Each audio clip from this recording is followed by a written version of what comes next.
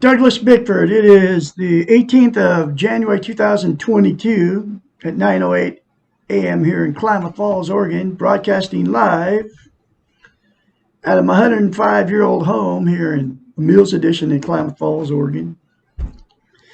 And I was blessed, and I got to pay for my house cash because I got out of a toxic relationship over pushing 15 months now. Okay. And I got in that toxic relationship in May of 2017 because I had no self-esteem. And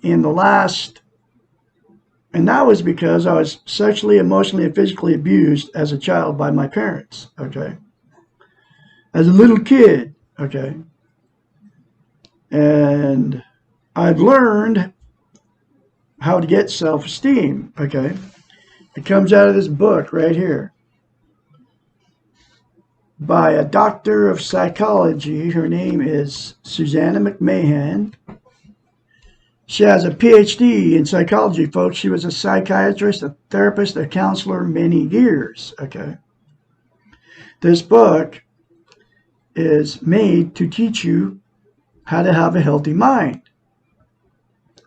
And there's billions of people running around on the planet that aren't healthy in their head because they have no self-esteem. And she knew this when she wrote this book. And you see that person flying around there in front of the sun? That was put there on purpose because without self-esteem, you cannot have a healthy mind. Okay, self-esteem is self-love, self-confidence, self-worth. And here is the very simple concept that she taught all her clients. She told them to go home, look at themselves in the mirror. This is in between her counseling sessions with them. Say, I love you in the mirror. Say, I love my inner child. Say, I'm worthy to be loved. And say, I'm worthy to love. And to say those things, this is what she said, what she taught when she was in her therapy sessions. This is what she told them to do. In fact, she wrote this book for her clients. Okay. This is one of their departing gifts. But that she told them to say those things, 3 things to themselves in the mirror. That was their going home assignment every day while they were in therapy with her. And it would give them self-esteem. Self-esteem is self-love, self-confidence, self-worth. It's how you feel about yourself inside. Okay? And she knew they didn't have any self-esteem, and she knew that before they could get healthy-minded, they'd have to have self-esteem, and that's the way it is, okay? You have to love yourself, okay, before you can get healthy-minded. And then there's a bunch of other concepts in this book that will further your healthy mind. And this book is in a link in the description of every video I put up. It's about between $5 and $15. You can get a brand new copy for $15 or less. And get this book, folks. You all can get this book and read all this stuff that I'm teaching on YouTube.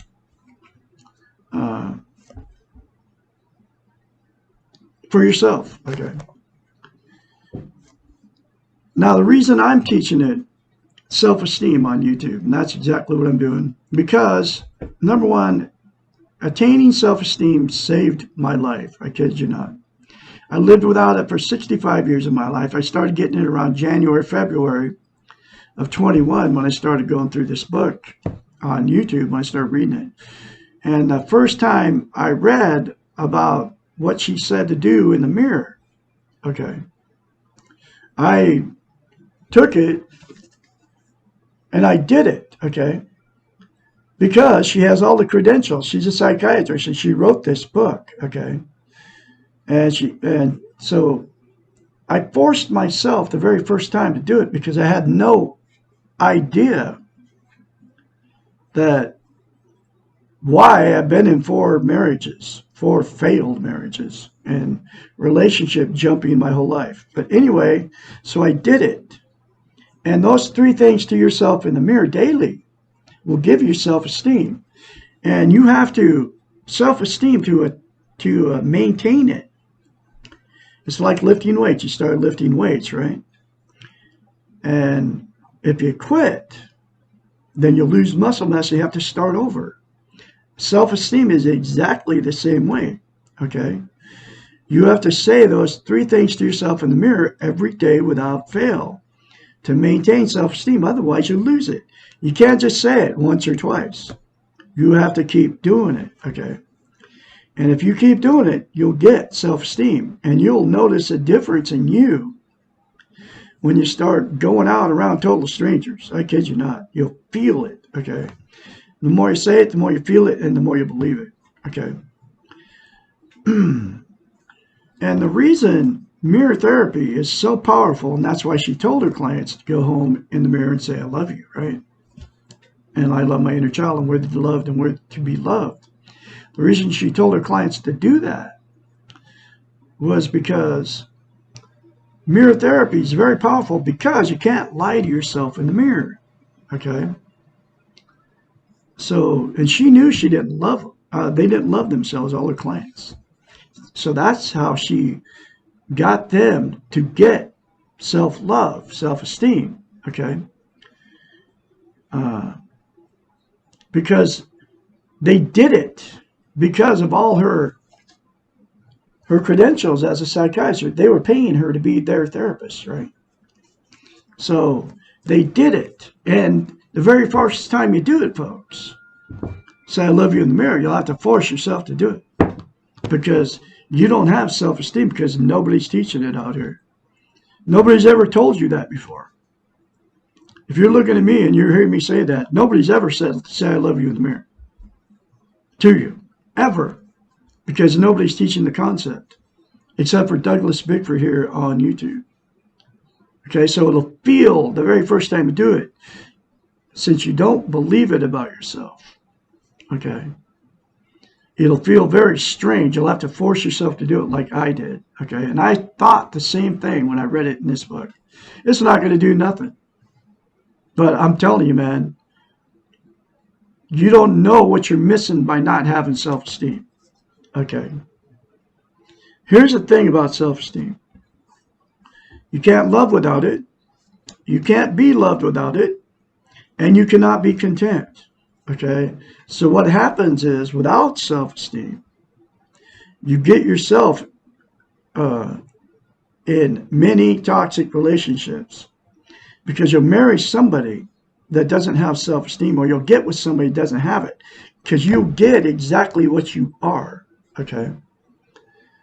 So if you have no self-esteem, and I believe there's billions of people on the planet running around without it, you get yourself in a toxic relationship, and the fights and the arguments, and there's no peace in your, wherever you're living. You don't have any peace in your relationship. Fighting, arguing about stupid things. And then the cheating starts, and the calling each other names and telling your best friend how terrible these people are to you. Both sides. And then you end up splitting up. And then you'll jump right back into another relationship without self-esteem, and you'll get the exact same thing. That's why I've been married 4 times and divorced 4 times. And why I couldn't have a healthy relationship, because without self-esteem, you cannot have a healthy relationship with another human being. It doesn't work. You end up toxic to each other. Because each person that doesn't have self-esteem is trying to get the other person to fill their own their needs. And only the person that is the person is the person, only you can fill your own needs. Nobody else knows what you need. Only you do. So you have to fill your own needs before you ever can have a healthy relationship with another human being. So you have to have self-esteem before you can ever love or be loved. And that's why you've been married more than once, folks. You all know what I'm talking about. You all know the fights and the arguments you get in with these people. And then the blame game happens. Then you split up, and then that person, both people will say it was all the other person's fault. And it really was neither one of your fault. It was because neither one of you had self-esteem. But you can fix it all. and get a healthy relationship by saying, I love you in the mirror, saying, I love my inner child, saying, worthy to be loved and worthy to love. Okay. Those things to yourself every day for the rest of your life when you're in front of the mirror anyway. Okay. Now think about this. You're in front of the mirror, right? Every day, we all are. And you'll always say negative things to yourself in the mirror in the morning, because we're all imperfect. Like I just turned 66 the other day. I was looking at myself. I got one of those mirrors that, you can see your profile because it folds in like this. I was looking at myself. Oh man, I was like, because I just turned 66. And I can see that I'm starting to get old, okay? And there's nothing you can do about it, folks.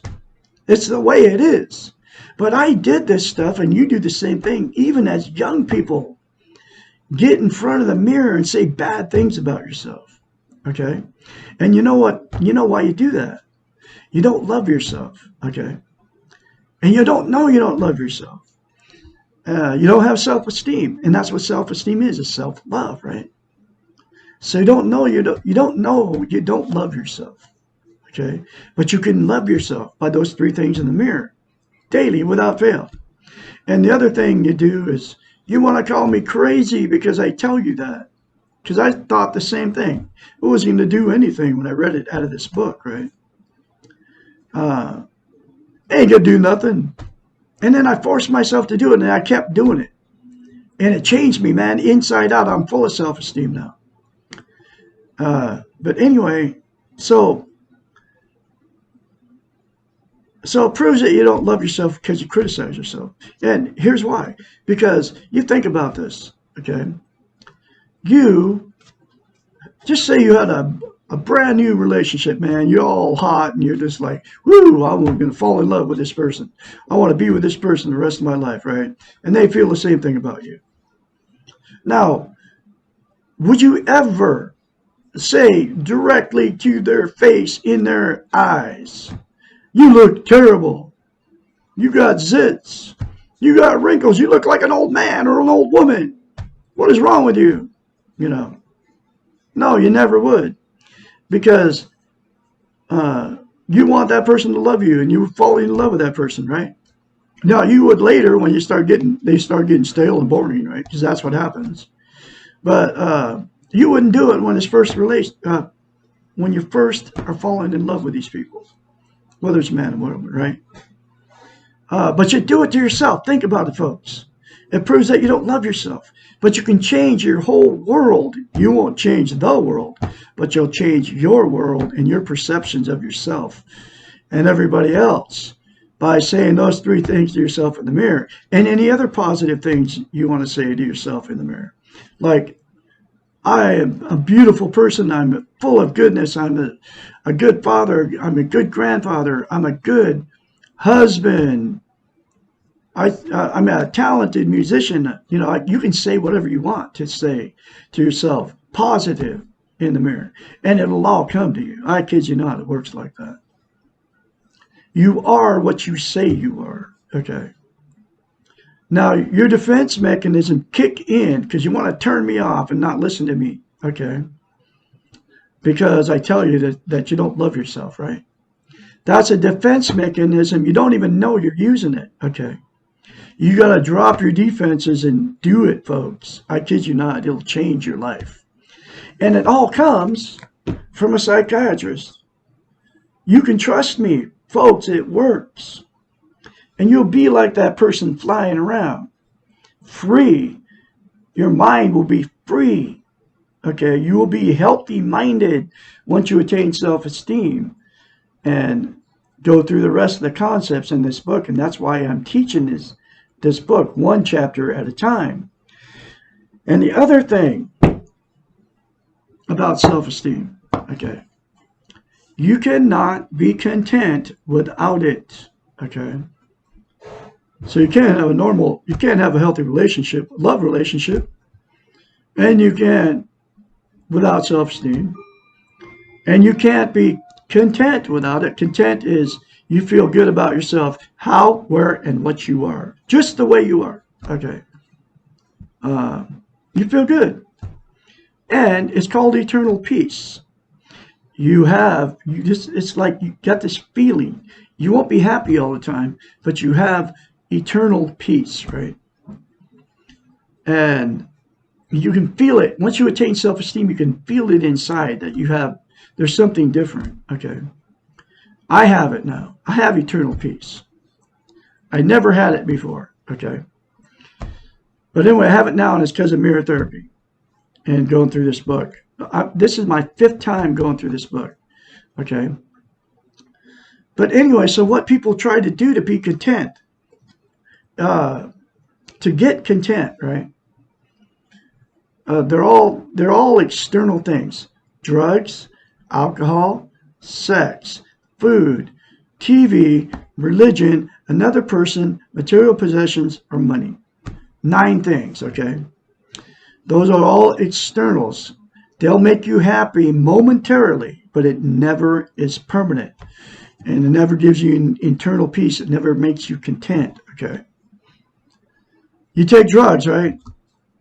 It doesn't matter which drug it is. Marijuana, heroin, methamphetamines, cocaine, all the illegal street drugs. Then you got all the prescription drugs, hundreds of prescription drugs that your doctors are prescribing to you. Then these prescription drugs end up on the black market. Like Oxycontin is nothing but synthetic heroin, right?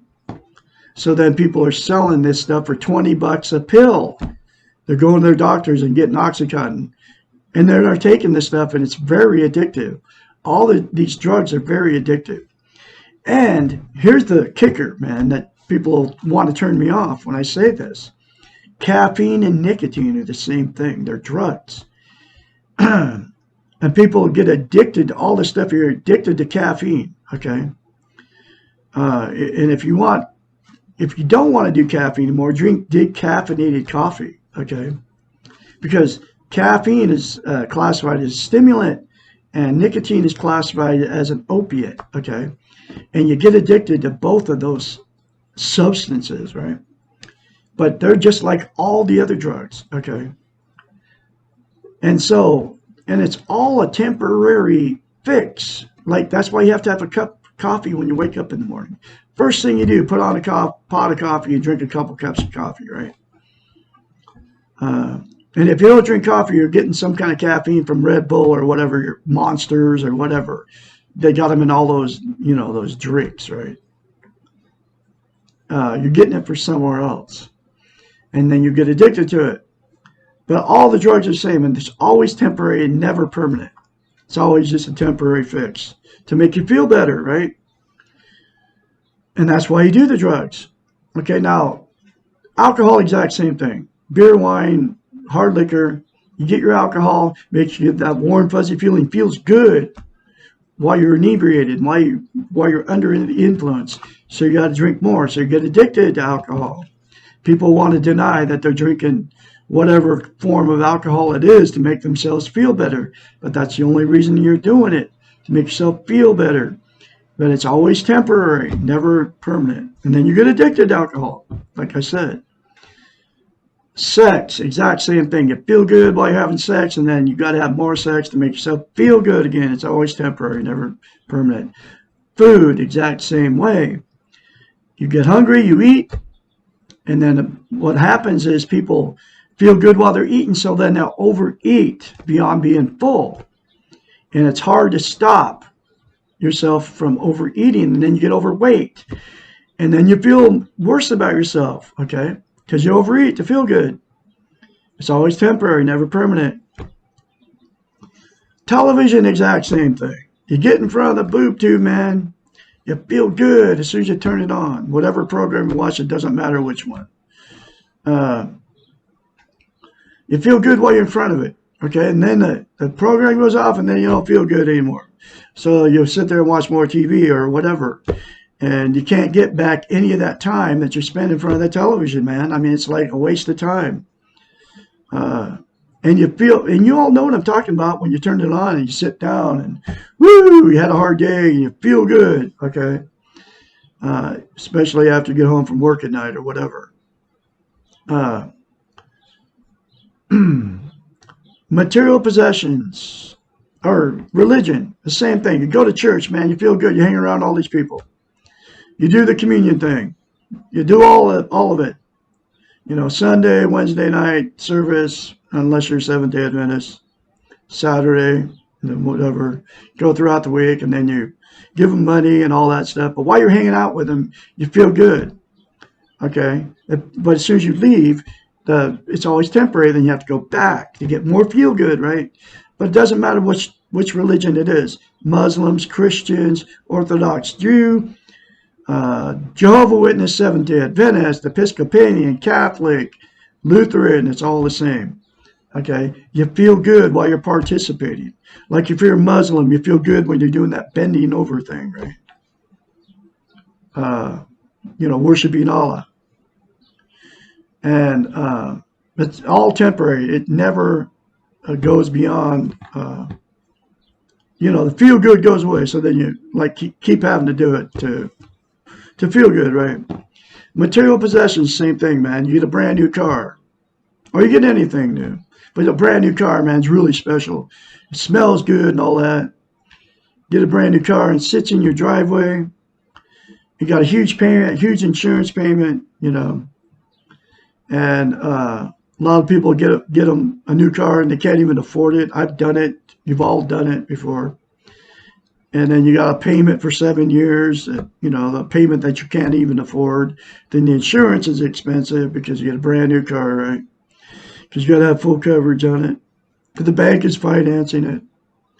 But anyway, the feel good goes away. It doesn't matter what you buy. You go to a thrift store, you buy a bunch of stuff, right?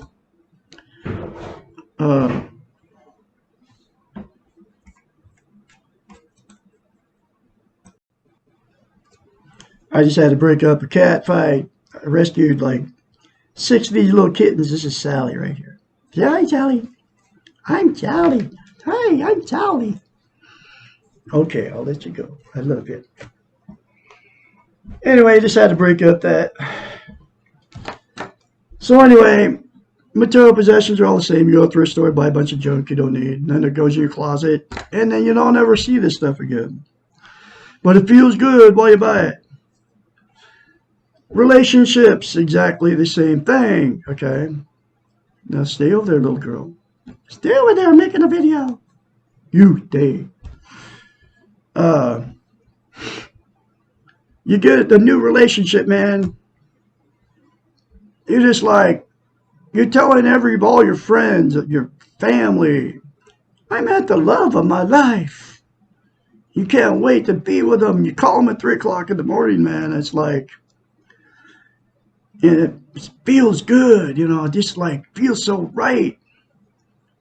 You know, I mean, it's like you can't, you're opening the door on the car for her or him or whatever, you know.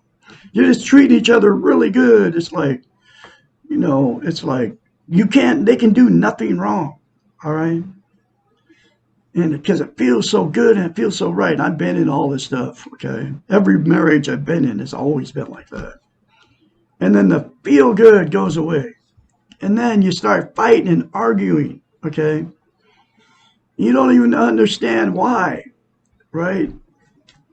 And then that feel good goes away and people, you know, then you go find somebody else and the same thing will happen, okay? Because the feel good never stays, okay? But at first, it's always the same. It always feels good. It feels right. I mean, my last marriage, man, it felt so right, and it was so wrong, okay? It ended up really bad, okay? Anyway, that's relationships, right? So it's always temporary. And then the last one is money, okay? You get some money. It feels good while you get it. I don't care if you get a huge chunk of change, okay? And it feels good, you know, when you first get it. But that good feeling never lasts. I don't care if you spend it, you save it, whatever you do with it, okay? The feel good never is permanent, okay?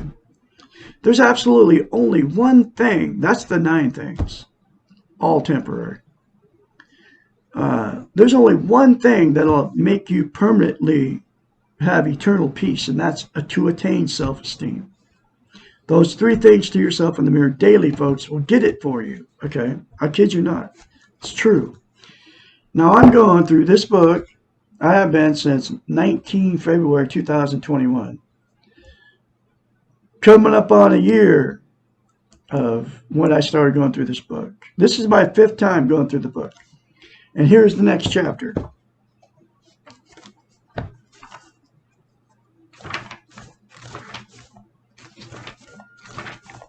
Which is chapter 6. Why am I so afraid? From Dr. Susanna McMahon. Fear is one of the earliest and most basic emotions. It is necessary for survival of the species and critical for the survival of the infant. The first fear, fear of abandonment, which is inherent in all humans, is realistic, as the infant will not survive if abandoned. If the infant or young child is not abandoned, and if enough security is provided during the vulnerable childhood, the fear of abandonment will usually diminish. Fear of rejection can be considered to be a component of fear of abandonment. Almost all fears can be related back to the primary fear of non-life or death, which is the outcome of abandonment. Death, fear, abandonment, and rejection are all manifestations of powerlessness or loss of control. We are afraid of what we cannot control. We are also afraid of what we do not know. How can we control the unknown? Fear is often synonymous with insecurity. How can we feel secure in a world that is out of our control?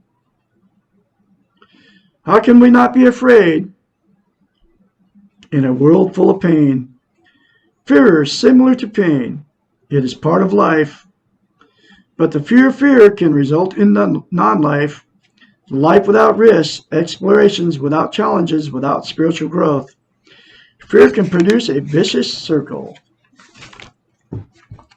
Loss of security equals fear. Fear equals insecurity within. Insecurity within equals fear of self. Fear of self equals loss of control. Loss of control equals paralyzing fear. Paralyzing fear equals loss of security in the world. Being afraid of being afraid can produce the exact outcome that one was trying to avoid by being afraid in the beginning. Courage is not defined as lack of fear.